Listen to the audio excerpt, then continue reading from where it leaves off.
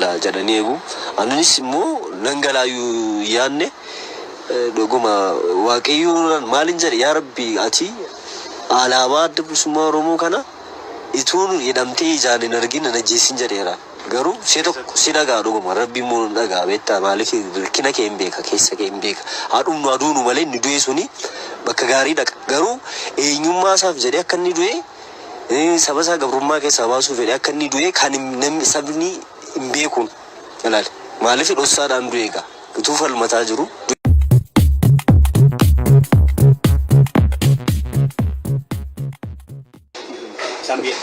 Isaan jechuun biyyatti afanii tuun ta'ini isaan karaa Keeniyaa kana ba'uunaaf yeroo sana jechuudha. Amma figaa Sudaan seente. Sudaaniin seenee Sudaanii akkan seeneeni jechuun waajjirri jaragaa kan adda bilisummaa Oromoo durattis immoo dabaazinii sana turree irras seenees beeka maalajaa kaambii jedhama. Bishaan Abbayyaa sun inuma biradha. Cumaanti kan itti dhiqannus jechuudha kan itti barannus jechuudha. Ijoolleen yeeyyiinis jirti yeroo sana yeeyyii irraa qeerroo irraa jajjabee irraa neencoo jedhamanii yaamamna turre jechuudha. Yeeyyii xixiqqoo turre yeroo sana jechuudha. Amma gaa achumatti deebi'een isaan booda bakka haaluma sosochiidhaanii gara bosona kana keessa deddeebi'aa turre jechuudha. Isaan booda obbo Laggasee wajjin nafsi isaa amaaru. Wagii. Isa wajjinis deddeebi'eera. Yeroo chaartara kee baatan jechuudha. Ergasiitiidha bakka isaan booda 93 sana ani nan qabame Asoosaa biyya Beenishaangul jedhamu kana. Kumruk Sudaan kumruk Itoophiyaa dhama dimbarii isaanii kun bishaan oral boodii jedhu afaan Arabaani gamni kan Sudaaniiti gamanni kan Itoophiyaati. Kan Itoophiyaatti ce'ee kan hin qabame jechuudha. Amma diizaan irraa gara achi soggaaceetu qabamte seente. Seeneen danda'a. As deebitee ati sila sitti haalli mijatuu dide. Haalli mijatu jechuun qabsoomatti fufaa turre yeroo sanattis. Waaqii moo nama faana? Jijjiiru garuu sana isaan achi jijjiiranis immoo yeroo sana dandeebi'ee achitti adda addaa hojjechaan ture. Isheen kaambii mooraa ishee dirasii seenee jechuudha. Kunoo gogaa horii qaltee gurgurettee sanafaa gaggeessee basaasaan ture ishee biratti duraanuu ergamaayyuu hin ture keessa seenee Asoosaa sanatti jechuudha. Egaa chaartara keessaa baatanii kaadha ijoollee fakkaate. Isaan booda gaafa dhumarratti gaafa narratti baranii wasanuu maamuu jedhamu amma gara Yaabusiitti wareegame innis waraanuma turenis jajjabeema ture inni dafii kottu beeynaan jedhe namatu dabarsee nu kennu fennaan jechuudha. Innillee yeroo sanas immoo Laggaseen waraana fidee seenaa ture lola. Inni gaafa boonnis mucaan sun achitti wareegame ani immoo gara isaanii deemaan ture bakka deebiin Sudaanitti naqabuuf jedhanii innaan jechuudha. Haala uffata kun dubartooti uffatanii jiramti qamisii dubartootaa kan isa uffadhee yeroo sana harriin kunis hin jiru ijoollummaadha. Dubruma bareedduu tatti fakkaadhe akkasuma gidduu isaanii biran darbee hin deeme malee isaan booda dhaqeen ofirraa baasee karaan deeme ijoolleen Araboonni kara Sudaanii deeman jiru saanduqa Sudaanii seenee deebi'ee jechuudha. Isa gaafa duraatu kun amma deebitee dhufte moo nan qabame isa qabame gurbaa gaafa duraa ta'uu si barani moo lakki akkasumatti shakkiin na qabanii dhuma irratti dhaga nama namichi ajajaan isaanii suni maqaan isaa xiqqoon beekan ture Takla Biraan jedhuuni isa ajajaan isaanii isatu bilbilaan ol quunnamanii gaafa ol gaafatanii nama akkasiidha bifaanii naamina jedhanii akkasittiin na shakkaniitu na barani. Isaan booda na fuutee asi Addis Ababa kana na fiddee guyyaa tokko na bushite Addis Ababa irraati biyyatti lakki makiinaa man na fidde. Isaan booda fuutee waakeeti qofaa makoon qabame. Isaan booda ergiin dhaqee maneedha umuraa sana jeja immigireeshinii keessatti jeja na hiite. Umara achitti nan garafamaa qobeen irraa baasti miilli kun miilla kana ol kaastee akkas miilli kee lamaanuu akkan ol ta'a akkanatti asii gadi luka jala kana akka jirutti bakka ammallee fayyee malee duqqaadha bakka jallisaa jechuudha. Isaan booda jeja booda fuuteetu shiree ummaa jaree jedhamu jira. Ummaa jarii sanatti shiree Indaasillaasee shiree Shiraaroo jedhamu jira. Isaan booda Adda Nabriit jedhamu jira. Adda Nabriit Addaaroo Addaa Garaay jedhameetu shiree Shiraaroo seenama. Adda Nabriitii sana irratti kan isheen neete maniidha akkamii jira sitti fakkaate naannoon haxxee kan hidhamee jiru fanjiidhaan hidhamee jira shiboodhaan jechuudha. Maneedhaa sana keessa gaafa deemuun jaalloon baay'ee babbaan wareegaama jirti jira garuu ergiin seenaan torbee tokkoon guunnee nama sadii na biraati ijoolleen sun ijoollee baaleedha. Sadanuu fuutee yeroo isheen halkan karaa uraa sana ni ilaalaa ija kana hiiteetti akka isheen bakka ajjeesuuf fuutes bareera waan tokko gochuun danda'u hidhameen jiraanis makaraarra hin jira. Jarittiin sun badda amma zartuun jedhamtu tokkos immoo isheen jajjabee turte asirratti jaalala Daawud Ibsaa ayyaanaan mataan isaa hin beekaa dooriin fa'aa hin beekuun sirrii matti jechuudha. Zartuun jechuun maqaan ishee sirrii Aannanee jedhamti. Ishee fa'aa halkan dhiyee keessa sa'aatii 7tti fuudhanii kan isaan ajjeesan jechuudha. Eessaa qaban ijoollee kana? Bakka ishii sigaa akkuma kana argatan natti fakkaata. Dhiyaara tokko. Akkuma warri wareegaman kana maqaa isaanii beektaa? Warri wareegame sana jechuun torbee gintaaga yeroo dhufe ishii sana qofa maqaa beeka. Ijee malee maqaa isaanii hin beeku ammoo warra jiran keessaa mataasaa mannidhaa kan koo qofaa waan ta'eef iji koo kun amma aduu kana akkas ol jedheen ilaalu. Ijuma dhuguman siin jechaa jira. Maaliif aduu argee hin beeku. Jechuma dukkana keessan ture jechuudha. Infiduu halkan fuudhanii deemu bakka isaan itti ajjeesan hin beektu.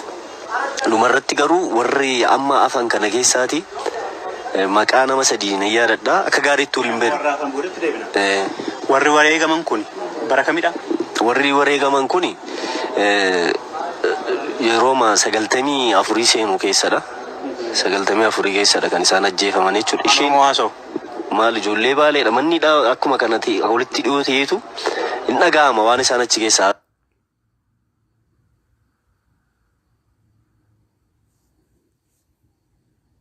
Isaanis walitti naasofna bare garuu waliin beennu waliin qoran bifaan waliin beennu malee dukkana waan ta'eef jechuudha. Addaan qofaa matti na keessa maaliif xiqqoo gamsiisaan ture jajjabeessin ture qaamni koo akka kana miti warri na beeku hin beekaa jechuudha. Qaama akkasumatti na arganii na baqatu turan. Matareessi akkasitti baadheen fiigan ture. Warri na beekan warri dhaaba keessa turan ammallee warri na beekan hin beeku. Waliin turte hoggana kee amma jaal Daawud faana ture jettee? Jechuun Daawudiin fa'aa isaan yeroo sanatti jajaadhannee eegamu waardiyaanis ijoollee majajjabee keenyadha jechuudha. Abbaa Caalaas gara ji'a sadii akkamii mataan koo waardiyaa ta'eera jechuudha isaa. Eegaan ture jechuudha bosona sana keessatti jechuudha. Dachaatuudha maqaan koo yeroo sanatti dachaatu jedhanii dachaatu miila tokkeedhaan na yaamu jechuudha. Amma fakkaadhu amma jechuudha yeroo sana amma kunu maneedhaa tokkosuma. Qaamni baay'ee elektiriikiidhaan kunu gurra kanatti elektiriikii na keessi. Meeshaatti deemina warra amma sadii moo nama afur jette kan kaata argite? Nama afur. Halkan ishii amma zartuunee sana sa'aatii 7 dhee keessaa sa'aatii 7tti. Gaafa sana baatee hin deemine erga. Maali beekamaadha bare akkuma akka ishiinis maneedhaa kam jettee? Adda Nabriitii jedhama manni. Kibba moo dhiyaan? Kun kibbeedhama?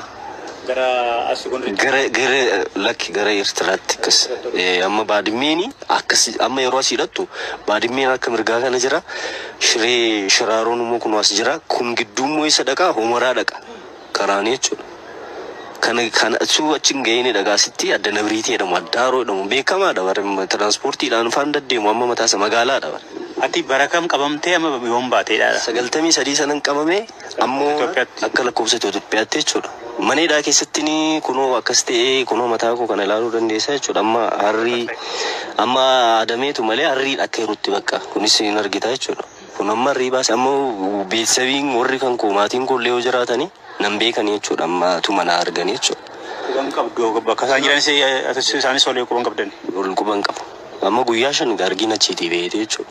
Daawwattoota keenya kan amma dhagaa jirtan seenaansaa kan nama gaddisiisu nama Waggaarii Kabaa jedhamu yookaan maqaan qabsoo Dachaatu jedhamu. Tigraay keessatti maneedhaa keessatti waggaa 19 ture nama baheedha. Akka inni nutti himaa jirutti imimmaansaa bu'aa waggaa haasa'u mucayyoo Zartuun jedhamtu dabalatee ilmaan Oromoo sadii waggaa isaan halkan fuudhanii deemanii ajjeefaman argeera jedhe. Qaamni isaa furdaa ture rifeensa irraa dhumee huqqatee Sakaan immoo mee nutti mana irra gahaa jiru. Isa faana haasaa jirra jechuudha nu waliin tura. Amma gaa naannoo sanatti namoonni 4 wareegamuu agarte. Namni jira moggaatti baatu waggaa 19 booda malee. Amma namni nama 16 turanii 17ffaan kun kan dhufe dhiyooma kana waggaa tokko akkas ta'uu danda'a. Halkan fidde makiinaa kunoo makiinaa haaraa beekanaan fidde akka gara nama 10 ta'u kan isaan ajjabanii ni fidan jechuudha. Waggaa tokko as dhiyeenya kana. Dhiyeenya kana. Waggaa Dr. Ergi Abiy dhufee kana. Nama haaraa hidhagattiin jechuudha saas? Nama haaraadha, nama tokkodha, nama beekamaadha natti fakkaata. Oromoodhaan? Oromoodha. Maal jechuudha yeroo amma arga Dr. Abiy dhufee Tigraay keessatti namni hidhama jechuudha si geenye asii? Fidani gaa amma affananii fidani. Sabuma keenyadha. Oromoodha. Fidaniiru gaa. Waan ijaan arge jechuudha. Kan du'e miti. Konkolaataa Koobraadhaan fidan? Koobraa kamiidhaan fidan makiinaa kun Koobraa haaraa ba'e kana kun jira miti. Mastaawotiin isaa gurraacha isaa nama 10 fidanii buusanii gashani mana hidhaa sana keessa. Nuuni amma yeroo sa'aatii fincaaniif nu baastu sana ergii nu baastee booda isa baastee ergii dhiyee booda jechuudha. Amma nuti bishaanii kun bishaan kamii qaba? Qaama isaa hin argitu. Nuuni arguu hin dandeenye. Maaliif nu dhoksu. Namni isa ijaan arge hin jiru amma warra nu keessaa hidhame kana keessaa mataa isaa jechuudha. Oromoo ta'uu isaa tomatti? Oromoo ta'uu isaa hin beekama. Maaliif hin dubbatu. Jarri yeroo bilbila fa'aa dubbatanii nageenya tokko jechuudha.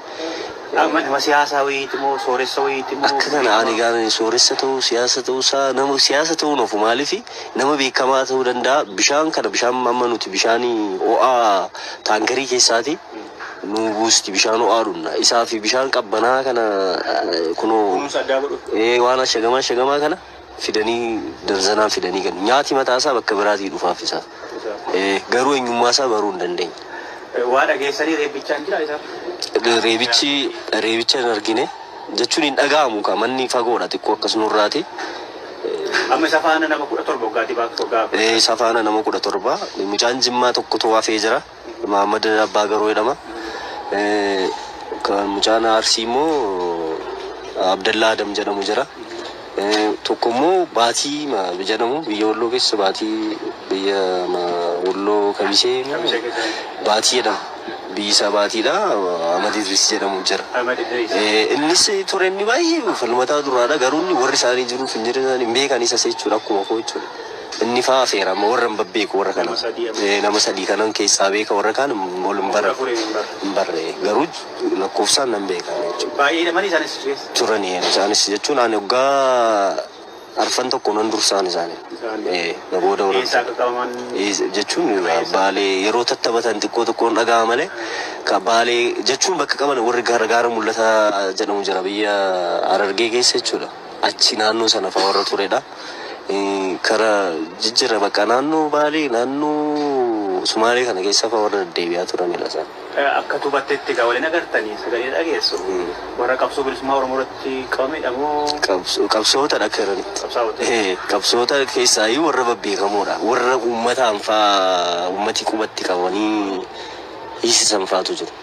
Warra uummati hin galleef uummati Oromummaa isaa hin galleefi dabarsees kennameetta miti.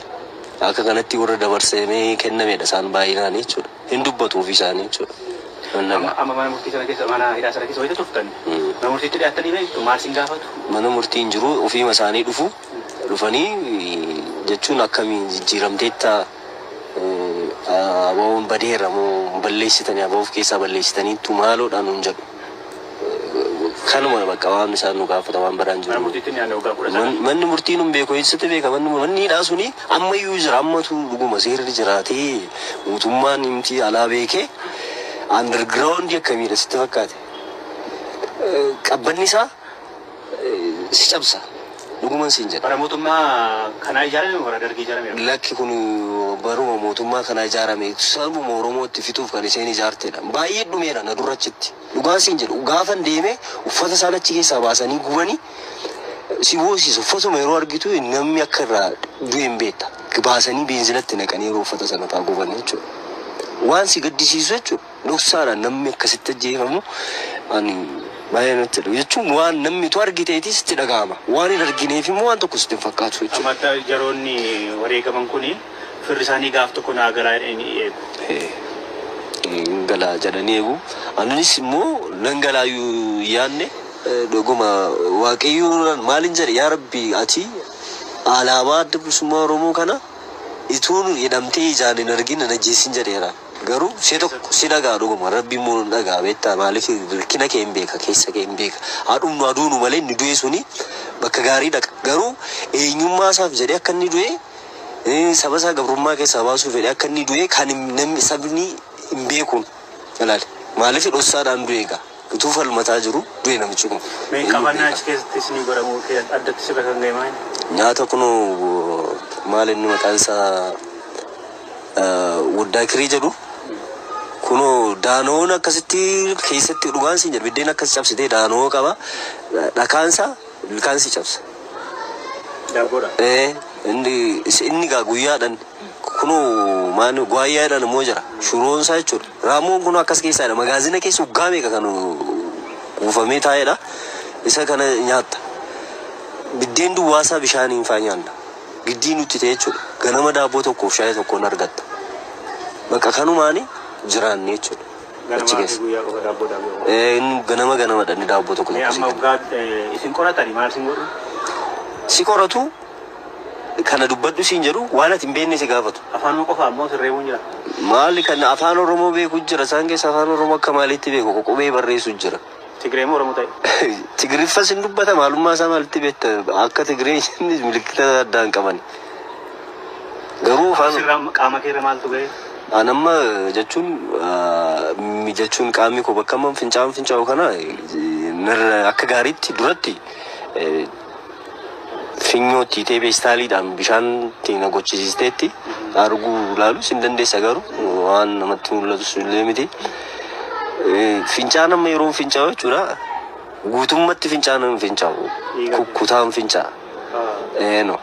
Amma gurri kun immoo jechuudha kun amma malaadha amma kuni malaa callisee qoricha illee hin arginu argita malaadha callisee malaa maaliif rukuttaadha kun ilkaan kun amma sadafiidhaan isin irratti cabaadha amma kun buqqoo nan buqqaasisatte illee hin dandeessu kunis immoo qaadha kun immoo amma lafeen kun cabaadha amma kun lafeen kun jechuudha kunis kun amma tokko kunis kun tokko miti kunis sadafuma sadafiidha kunis qaamni waan baay'ee kan bakka waan dhiyoo kanatti immoo kun amma kun amma fayyeera natti fakkaata xiqqooshee kun naannoon kun kan jira dhiyoodha kun faamu asiinis kun dudda kanarra jira dhiyoodha kun immoo hodhamaadha na duratti kan waa hodhamaadha akka ta'e abidda daawwattoonni keenya arguu danda'u kana kuni hodhamaadha kuni si waraanani immoo maal kuni akka irratti yeroo na reebdu sana cuubeedhaan akkas gootee kun laphee koorrallee jijjira kun amma si waraanani?